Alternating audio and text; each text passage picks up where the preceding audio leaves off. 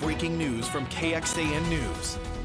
That breaking news we're following this afternoon, the Texas Supreme Court ruled House lawmakers did not have the authority to delay the execution of Robert Roberson. He's on death row for the murder of his 2-year-old daughter, but his lawyers maintain that conviction was based on discredited science. Roberson was set for execution on October 17th. Joining us now to talk more about this case is KXAN's Capitol correspondent Ryan Chandler. Ryan, thank you for being here. But first off, what does this mean for Roberson? Do you feel that his execution will move forward now?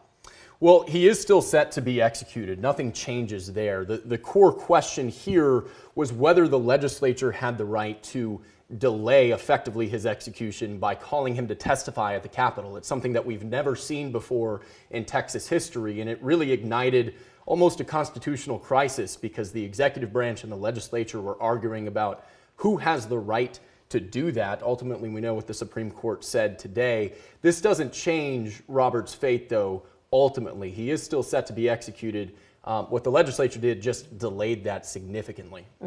Ryan, I know this is a story you've been following for months and you've been talking to several of the key players in this. What's been the reaction to the update today?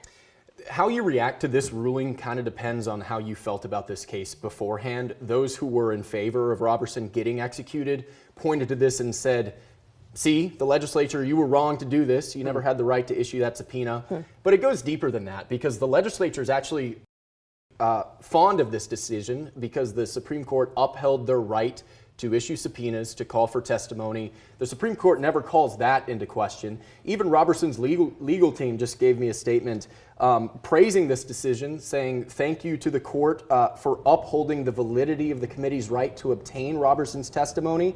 His daughter Nikki's death was a tragedy, not a crime. Robert is innocent, and now they're calling for the state to not set a new execution date and to get a new trial for him.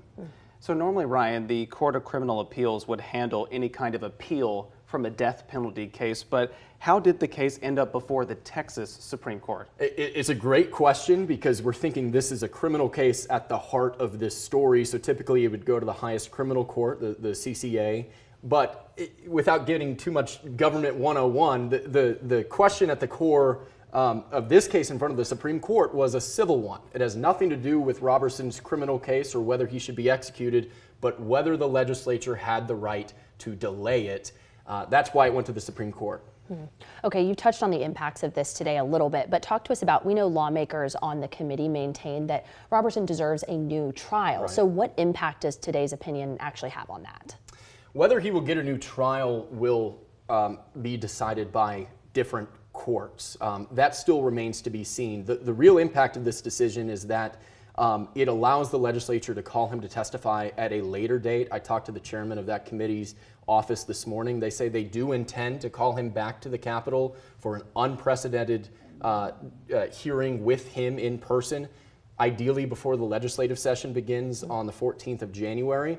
But whether Roberson actually sees a material change in his case will either depend on a new trial or the governor's office issuing a 30-day stay or clemency. Much more to track there, and of course I know you'll be following along with it, but Ryan, thank you for joining us again. Thanks.